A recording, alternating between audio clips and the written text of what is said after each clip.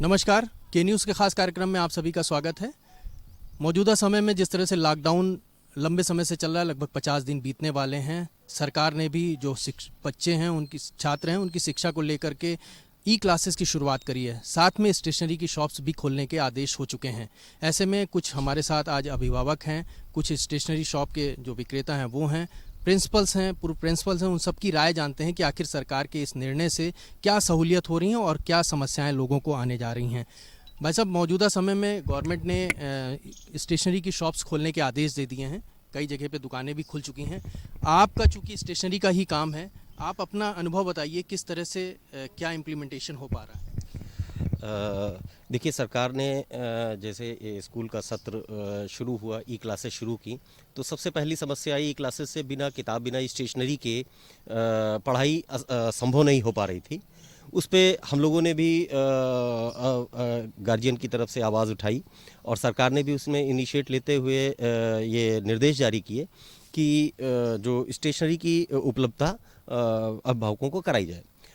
उसमें लेकिन केंद्र सरकार से भी आया है, उत्तर प्रदेश के मुख्यमंत्री महोदय ने भी अपना ट्वीट करके कहा कि स्टेशनरी की उपलब्धता सुनिश्चित कराई जाए। लखनऊ बाज़ार जो है, मैं चूँकि मेरा अपना स्टेशनरी का व्यापार है, मैं अमीनाबाद होलसेल बाज़ार है और वहाँ मेरा इस्टेब्लिशमेंट है, करीब 250-300 दुकानें हैं और पूरे 35 ज़िलों को स्टेशनरी वहीं से उपलब्ध कराई जा रही है। सरकार ने जो इस पे गाइडलाइंस जारी की, वो एकल दुकानें और गली मोहल्लों की दुकानों को खोलने के आदेश दिए। होलसेल को उन्होंने परमिट आज तक नहीं किया है।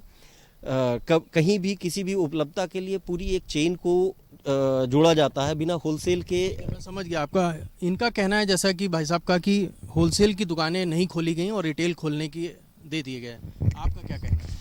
इसके बारे में कहूँगा, प्रशासन का रुख बड़ा अस्पष्ट रहा।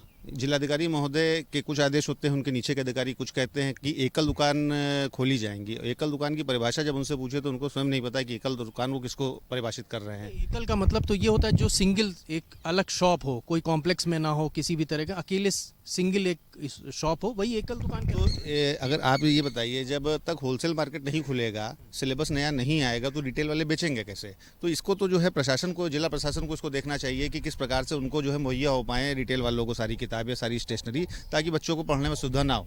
जैसा हमारे साथ पूर्व प्रिंसिपल भी हैं जुबली इंटर कॉलेज के, जैसा अभी इनका सिलेबस जो हो, तो क्या आप मानते हैं कि हर स्कूल का अलग अलग सिलेबस होता है? नहीं, मेरा मानना भी है और भारतीय संविधान, बल्कि भारत सरकार मानव संसाधन विकास मंत्रालय ने भी इस साल घोषणा की है कि सारे राष्ट्र की जो किताबें चले, जो पुस्तकें या सिलेबस चले, वो राष्ट्रीयकृत होना चाहिए। लेकिन फिर भी विद्यालय मनमानी, प्राइवेट विद्यालय मनमानी करते हुए अपने अपने मन की किताबें चलाते हैं।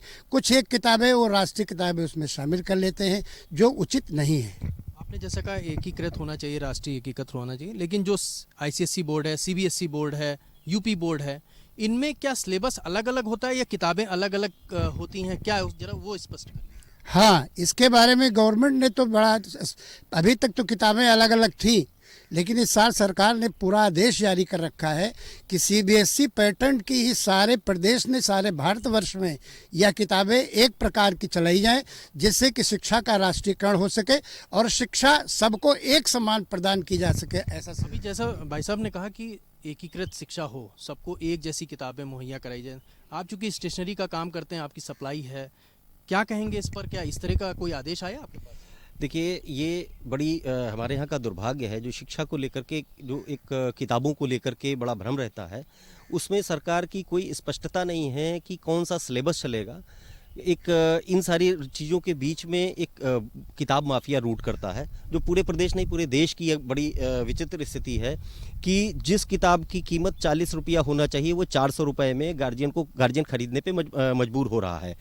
इसके पीछे सरकार को अपना एक सिलेबस देना चाहिए और किताब के मूल्य को भी नियंत्रित करना चाहिए। तो क्या अभी तक मूल्य निर्धारित नहीं है? सब जिसका जो मन होता है वो बेचता है? हाँ, निश्चित तौर पे किताब, जो भी किताब का प्रकाशक है और किताब का सेलर, एक पूरा सिंडिकेट काम करता है। 15-20 लोगों का सिंडिकेट होता है और वो उसके किताब में कंटेंट लगभग सब में होता है, लेकिन स्कूल जो है, स्कूल प्रबंधक जो है, अपने हितों को देखते हुए स्कूल प्रबंधक उसमें इन्वॉल्व होते हैं और प्रकाशक लॉबी इन्वॉल्व होती है, जिससे महंगी किताबें गार्जियन खरीदने को मजबूर है। एक बड़ा सवाल उठाया इन्होंने कि भाई किताबों की जो है पूरा सिंडिकेट इन्होंने बताया चल रहा है, आप चूंकि खुद प्रधानाचार्य रहे हैं बड़े स्कूल के, और क्या आपका कहना है कि इस तरह का सिंडिकेट चल रहा है? हाँ, ये बिल्कुल सत्य है। और ये एक प्रकार का कमाई का अड्डा बना हुआ है, एक पूरा माफिया ग्रुप चल रहा है, पूरे देश में चल रहा है। और इसका क्या है, मुझे लगता है कि इसका बैकडोर से कमीशन ये सब लोग खाते हैं। इसलिए जो किताबें 40 रुपए की मूल्य की होनी चाहिए वो किताबें 400 की बिकती है। ये बिल्कुल सरासर सत्य है। तो इसके लिए कोई कदम आपने उठाया?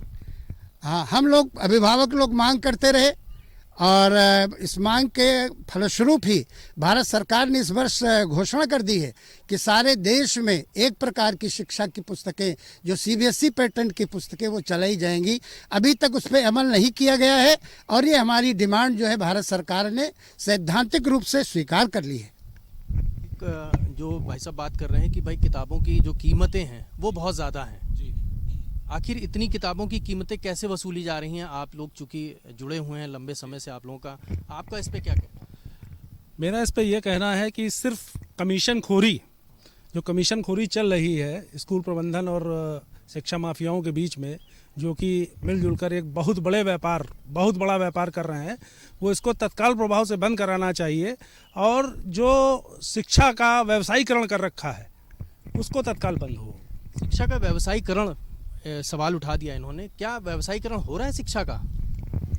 बहुत ही भयंकर रूप से शिक्षा का व्यवसायीकरण हो रहा है। अभिभावकों का, जनता का दोहन हो रहा है और जनता और अभिभावक इस मामले में अपने आप को बहुत बेबस महसूस करते हैं, क्योंकि शिक्षा का जो काम है एक बहुत ही पवित्र काम भारत में माना जाता है और शिक्षा को एक शिक्षादान के रूप में माना जाता है। लेकिन आजकल की जो व्यवस्था है ये इसको एक धनोपार्जन का साधन मानती है और हर स्तर पर अभिभावक का शोषण होता है, चाहे वो फीस के मामले में हो, चाहे वो किताबों के मामले में हो, चाहे वो ड्रेस के मामले हो, यहाँ तक कि बेल्ट और टाई के मामले में भी होता है कि बेल्ट और टाई भी कुछ समय बाद, 1 साल बाद, 2 साल बाद बदल दी जाती है और अभिभावक को कहा जाता है कि आप फलानी दुकान से ये लिए क्योंकि वहीं पर वो मिलेगी। ऐसा क्यों हो रहा है भाई? अगर आप ये सब सारी बातें आप लोग कर रहे हैं, आप लोग खुद व्यवसायी हैं, क्या आप लोगों ने इस पे इंटरफेरेंस किया कोई? राष्ट्रीय अभिभावक संघ, इसके नेता, अभिभावक मिलकर भी इस मामले में बहुत सी आवाज उठाते हैं, लेकिन शासन और प्रशासन इस मामले में ध्यान नहीं देता, क्योंकि वो आमतौर पर एक छवि है कि शिक्षा जो है वो बहुत एक पवित्र व्यवसाय है, शिक्षा बहुत पावन व्यवसाय है और इसके पीछे जो काला सच है, इसके पीछे जो धन कमाने का जो साधन है, जो धन का, शिक्षा का जो माफिया धनोपार्जन में लगा है कमीशन खोरी के माध्यम से, और वो कमीशन नीचे से लेकर ऊपर तक बांटा जाता है। उन्होंने उठाया सवाल कि भाई जो धन उपार्जन हो रहा है वो नीचे से ऊपर तक बांटा जा रहा है। योगी सरकार आई है, मुख्यमंत्री से लेके तमाम मंत्री और नेता हमेशा ये चाहते हैं कि भ्रष्टाचार मुक्त हमारा समाज हो। क्या अभी इस पे भ्रष्टाचार मुक्त नहीं कह सकते हम शिक्षा के क्षेत्र में? नहीं, अभी शिक्षा का क्षेत्र भ्रष्टाचार मुक्त कहाँ है। अगर भ्रष्टाचार से मुक्त होता तो राष्ट्रीय अभिभावक संघ अपनी मुद्दों को उठाता ही नहीं। भाई अगर असुविधा नहीं होती तो हम अभिभावक क्यों खुले मैदान में आता इन सब चीज़ों को कहने के लिए। बहुत असंतुष्ट है शिक्षा के क्षेत्र को लेकर। शिक्षा के क्षेत्र में बहुत भ्रष्टाचार है। आप अभिभावक संघ में हैं तो आपने कोई आवाज़ कहाँ उठाई जहाँ पर आपकी आवाज़ नहीं सुनी गई या दबा दी गई? अब आजकल हम लोग सोशल मीडिया के माध्यम से, क्योंकि घरों से निकल नहीं चल सकते हैं, लॉकडाउन चल रहा है, शैक्षिक सत्र अभी शुरू हुआ है, तो फिलहाल अभी हम लोग एक दूसरे से सोशल उससे जो है माध्यम से जुड़कर जो है किसी भी तरीके से प्रयास कर रहे हैं। आगे अधिकारियों से मिलेंगे और आगे लोगों से मिलकर। तो अधिकारियों से मिलने से ज़्यादा क्या आपने कोई इसकी पहल करी? किसी को आपने चिट्ठी लिखी, किसी को पत्र लिखा, किसी को संज्ञान में लाए? क्या इस तरह का कोई कदम उठाया आपने? हाँ, हमारे जो मुख्य संयोजक हैं अभिषेक खरे जी, उनके द्वारा जो है कई लेटर्स लिखे जा चुके हैं और अभी हम लोग प्रतीक्षा में हैं, जैसे ही कोई उचित जवाब आता है। हमारे साथ अभिषेक भी हैं। अभिषेक जी, आपका बता रहे हैं कि आपने पत्र लिखे। बीजेपी की सरकार है, भ्रष्टाचार मुक्त सरकार की बात करते हैं, मुख्यमंत्री जी भी खुद ये पहल कर रहे हैं कि किसी भी तरह से शिक्षा का दोहन ना हो सके, शिक्षा से भ्रष्टाचार हटे। लेकिन आखिर कारण कहाँ पर है? क्यों ये समस्याएं आ रही हैं और ये अभी तक सॉल्व नहीं हो पा रहा? ये देखिए, बहुत पुराना एक तंत्र कार्य कर रहा है शिक्षा के विषय में, जिन्होंने इसके अंदर भ्रष्टाचार को, कमीशन खोरी को एक फैला रखा है और बहुत बड़ा जो है इसके अंदर एक सिंडिकेट कार्य करता है। ये सौभाग्य है हमारे उत्तर प्रदेश का कि माननीय योगी जी जो है हमारे मुख्यमंत्री हैं, उनके जैसा निष्ठावान और ईमानदार मुख्यमंत्री हम लोगों के बीच में है। ज़रूरत अब ये है कि सही माध्यम से उन तक सही बात पहुंच सके, प्राइवेट स्कूलों का जो ये जंजाल है, इन लोगों की एक पूरी जो है अधिकारी वर्ग में और पूरे हर एक तंत्र के अंदर इन्होंने अपना एक धन बल के आधार पे एक ऐसा तंत्र खड़ा कर रखा है कि सही बात सही स्थान तक पहुंच नहीं पाती है। लेकिन आपने जैसे कहा कि स्कूल के तंत्र ने एक बना रखा सिंडिकेट, भाई हमारे नेता ईमानदार, भाई सभी नेता ये कहते हैं कि नहीं हम भ्रष्टाचार मुक्त करेंगे, अधिकारी कहता है कि हम घूस नहीं ले रहे हैं, हम पूरी तरह से भ्रष्टाचार मुक्त बना रहे हैं, मुख्यमंत्री जी ने पूरी तरह से निर्देश दे रखा है, तो आखिर ये शिक्षा तंत्र कहाँ से पनप रहा है? ये जो शिक्षा तंत्र अभी का नहीं है, इसमें तो लॉर्ड मैकेले के से जो पद्धति शुरू हुई थी वहीं से इसके ऊपर जो है फिर से एक बार समीक्षा करने की आवश्यकता है कि हमारे यहाँ शिक्षा दान को सबसे बड़ा दान कहा जाता था और उस वक्त आपने देखा होगा कि लोग शिक्षा देने के बाद गुरु दक्षिणा ली जाती थी, ये प्रथा हमारे यहाँ थी। परंतु लॉर्ड मैकेले के समय से जो ये शिक्षा पद्धति आज तक यहाँ चली आई है उसके ऊपर पुनः हम लोगों को फिर से एक बार मंथन करने की और समीक्षा करने की आवश्यकता है। हमारे यहाँ करा क्या जा रहा है कि बच्चों को सिर्फ एक रट्टू तोता बना रहे हैं और एक मोटी फीस लेकर के उनको जो है ग्रेजुएट करा के या हाई स्कूल इंटर पास करा के एक बेरोजगार बनाने का साधन उपलब्ध कर रहे हैं। बच्चों को कहीं पर कोई स्किल डेवलपमेंट का कार्य नहीं दिया जाता और बच्चा पास होने के बाद कोई छोटा कार्य करने में अपनी हीन भावना समझता है और उसके अंदर वो योग्यता भी नहीं डेवलप हो पाती, क्योंकि कुछ ही बच्चे ऐसे होते हैं 10% जो बहुत ही अबव देन एवरेज होते हैं और जो है अच्छी पोस्टों पे पहुंच पाते हैं और अच्छे मार्क्स अचीव कर पाते हैं। बीच के जो छात्र होते हैं जिनका परसेंटेज जो 40 से लेकर 60-65% आता है, मुझे लगता है कि बाद में वो अपने उसमें इसका क्या कारण मुख्य रूप से जो पुस्तकों का जो डिफरेंशिएट कर रखा है इन्होंने कि इस सिलेबस की इस स्कूल में चलेगी, इस सिलेबस की इस स्कूल में, बिल्कुल इस पे नहीं देखिए, इसके ऊपर एक कारण अगर आप पूछेंगे तो मैं नहीं बता सकता। इसके ऊपर पूरा मैं कह रहा हूँ पुनः मंथन करने की, समीक्षा करने की आवश्यकता है और इस पद्धति के अंदर कम से कम अब आज जैसे मोदी जी का और भारतीय जनता पार्टी का और माननीय मोदी जी का है कि स्किल इंडिया और मेक इन इंडिया, तो हमें कहीं ना कहीं बच्चों के अंदर प्रैक्टिकल की व्यवस्था करा करके उनको स्किल्स में डेवलप करने की आवश्यकता है, क्योंकि आपने देखा होगा जापान और चाइना जैसे देश इसीलिए जो है आगे मैन्युफैक्चरिंग में और प्रोडक्शन में। हम इस बारे में बात करेंगे। वक्त हो चुका है एक छोटे से ब्रेक का। ब्रेक के बाद जरूर इस शिक्षा के जो किताबों को लेकर के जिस तरह से स्कूल में अलग अलग सिलेबस चलाए जा रहे हैं, अलग अलग किताबें दी जा रही हैं बच्चों को पढ़ने के लिए, इस विषय पर चर्चा जारी रहेगी। देखते रहिए के न्यूज़।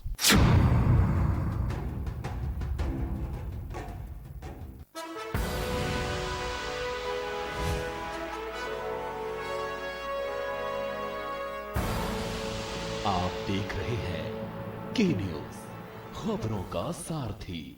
जिसने पूरी दुनिया को तड़पाया, उसके पर्दाफाश का हमने बीड़ा उठाया। कोरोना पर चीन का कच्चा चिट्ठा हम खोलेंगे, खुलकर बोलेंगे। जानलेवा वायरस वाला किलर अब बच के जाएगा किधर? कोरोना पर चीन एक्सपोज, TV9 भारतवर्ष पर हर रोज। TV9 भारतवर्ष, अब तो सब देख रहे हैं।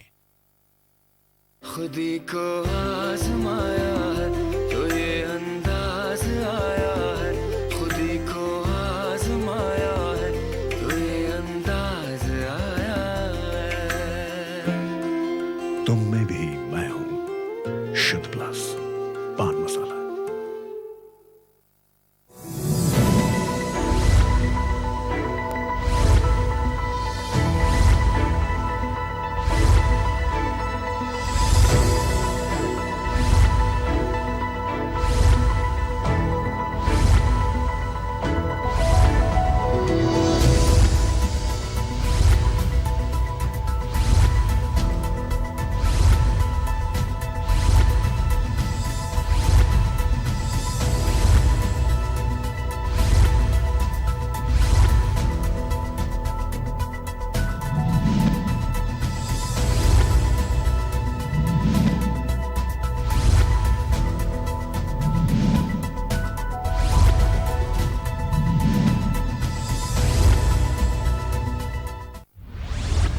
केबल ऑपरेटर्स जो पहुंचाते हैं आप तक हमारी हर बात, सजगता और समझदारी जिनकी है पहचान, जो है कोरोना योद्धा, जो है जिम्मेदार। इन कोरोना योद्धाओं को के न्यूज का सलाम। आप हैं तो हम हैं, आपके बिना हम कुछ नहीं। देश भर के केबल ऑपरेटर्स कोरोना योद्धाओं का के न्यूज की तरफ से हार्दिक अभिनंदन।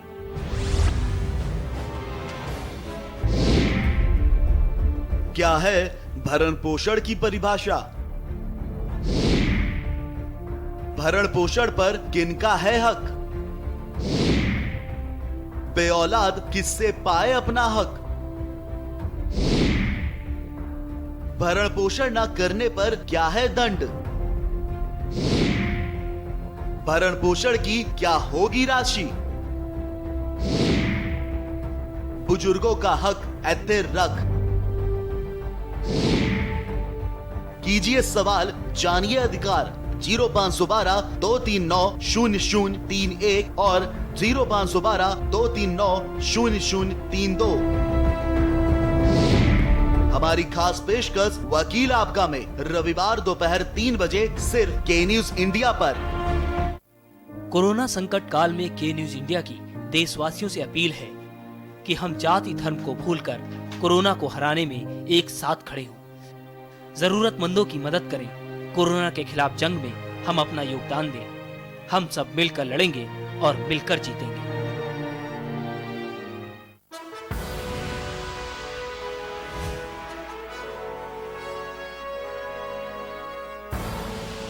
आप देख रहे हैं के न्यूज, खबरों का सारथी।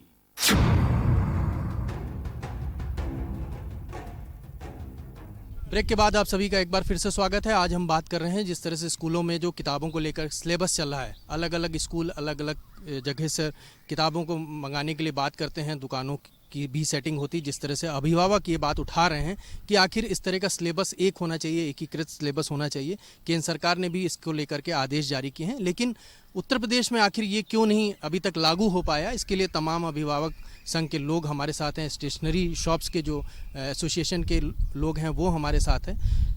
जिस तरह से बात हुई है कि भाई सिलेबस इम्प्लीमेंट नहीं हो पा रहा है, केंद्र सरकार की जो गाइडलाइन है वो आखिरकार कहाँ पर दिक्कत आ रही है? आपका सुझाव क्या होगा? किस तरह से भाई सरकार भी भ्रष्टाचार मुक्त करने की बात करी कि किसी तरह का भ्रष्टाचार वो बर्दाश्त नहीं कर रही है, तो समस्या कहाँ पर आ रही है?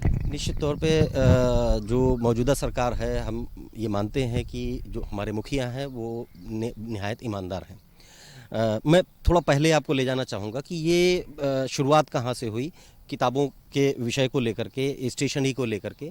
जो स्कूल प्रबंधक है, हमारे यहाँ स्टेशनरी के कम से कम 10,000 व्यापारी हैं, लेकिन इस विषय को लेकर के कुछ प्रकाशक और कुछ किताबों पे स्पेसिफाई काम करने वाले लोगों ने स्कूल प्रबंधकों को मोटा लालच दे करके कि आप हमारी अमुक किताब लगाएंगे तो आपको इतना, अमुक किताब लगाएंगे तो आप इसका इतना प्रलोभन देंगे।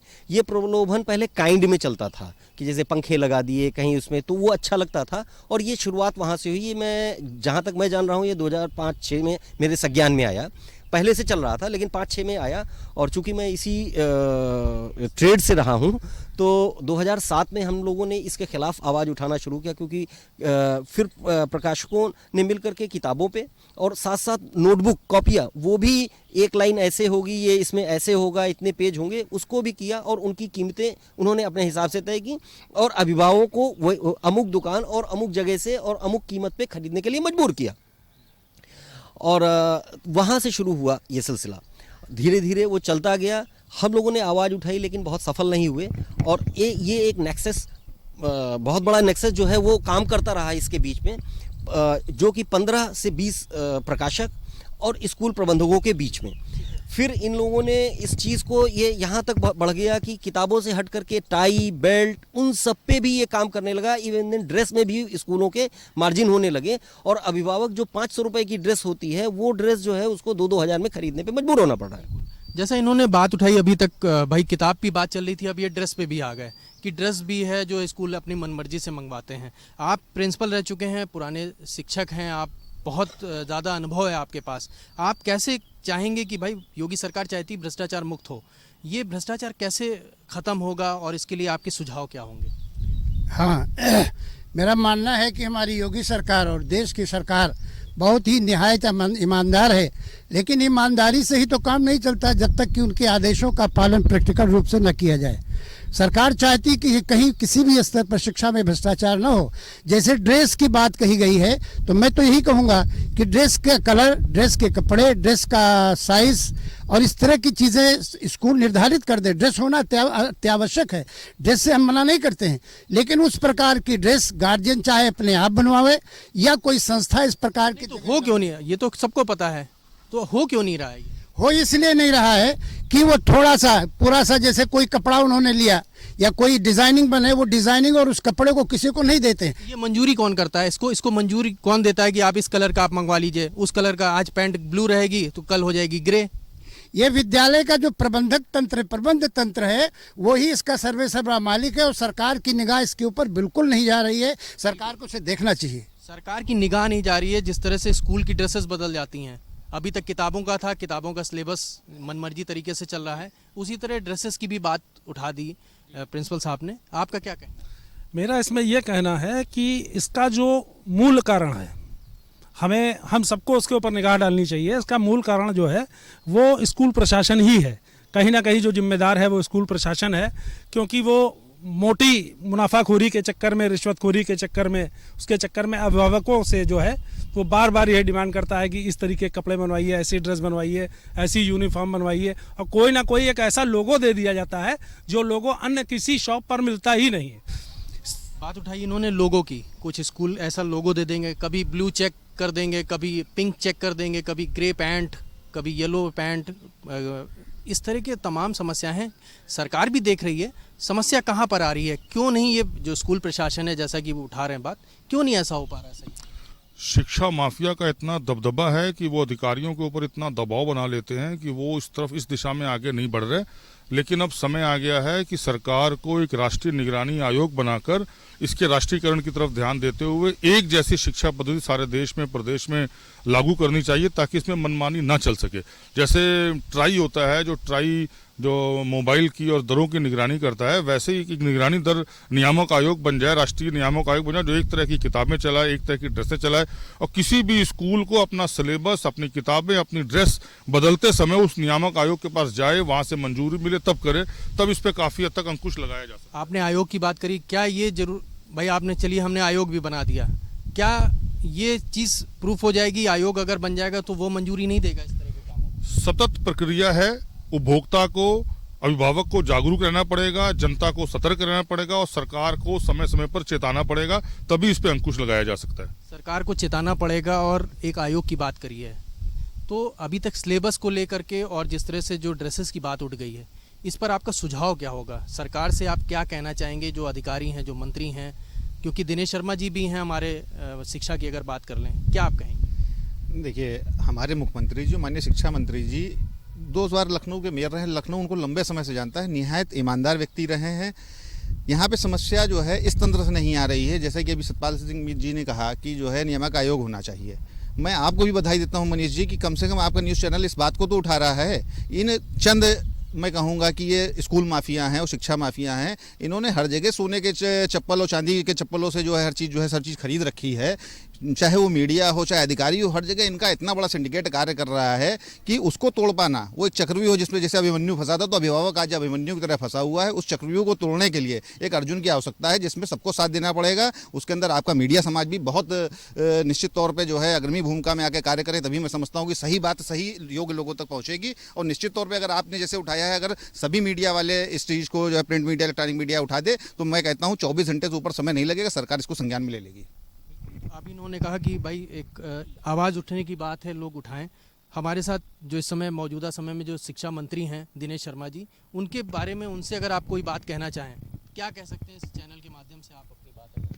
माननीय उप मुख्यमंत्री और शिक्षा मंत्री उत्तर प्रदेश सरकार, वो बहुत ही नेक और बहुत ही बुद्धिमान योग्य व्यक्ति हैं।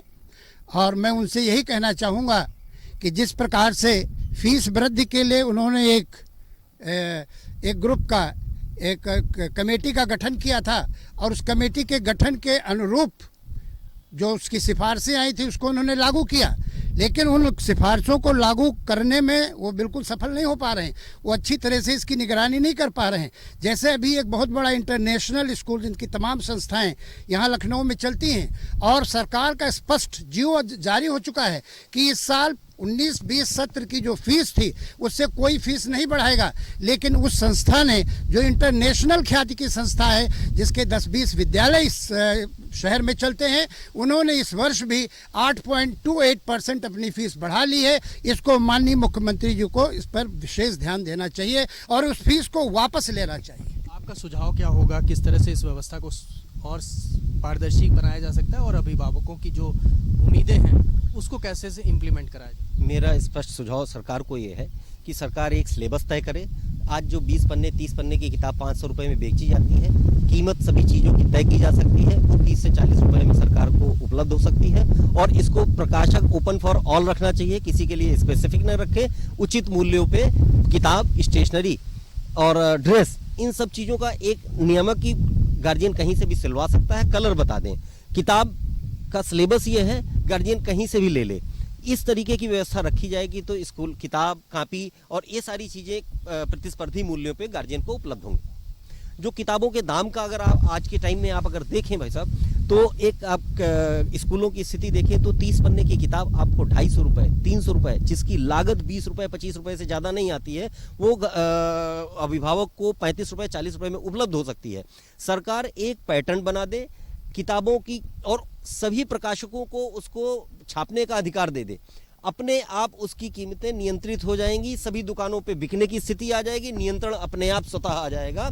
और जब तक किताबें सिलेबस सरकार तय कर दे, सिलेबस सरकार तय कर दे और सभी प्रकाशकों को उसको छापने की और सभी दुकानदारों को उसको बेचने की अनुमति मिले, उसी अपने आप चीजें नियंत्रण में आ जाएंगी। आखिरी सुझाव आप बता दीजिए 2 मिनट में।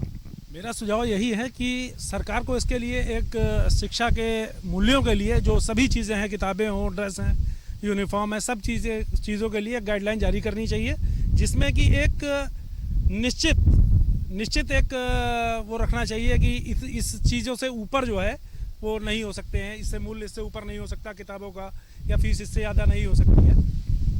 तो ये तमाम कुछ हमारे साथ अभिभावक थे, स्टेशनरी शॉप के दुकानदार भी थे, एसोसिएशन के भी लोग थे, जिन्होंने सिलेबस को लेकर के एक सवाल उठाया कि आखिर स्कूलों में जो सिलेबस चल रहा है, अलग अलग तरीके से लोगों को अलग अलग किताबें दी जाती हैं, छात्र जो हैं अलग अलग स्कूल के अलग अलग शिक्षा ग्रहण कर रहे हैं। इसको लेकर के एक सिलेबस सरकार निर्धारित करे और सभी को प्रिंटिंग करने की इसकी अनुमति दे दे और सभी दुकानदार उन किताबों को बेचें। ये एक बेहतर सुझाव इन अभिभावकों की तरफ से आया, इन स्टेशनरी दुकानदारों की तरफ से आया है। यदि सरकार इस पर अमल करती है तो ज़रूर जो शिक्षा के क्षेत्र में जिस तरह से जो भ्रष्टाचार के आरोप लग रहे हैं वो कहीं ना कहीं दूर होंगे और पारदर्शी तरीके से जो छात्र हैं, जो अभिभावक हैं, वो भी बहुत अच्छे तरह से अपने बच्चों को शिक्षित कर पाएंगे। यही उम्मीद की जा रही है उत्तर प्रदेश सरकार की तरफ से।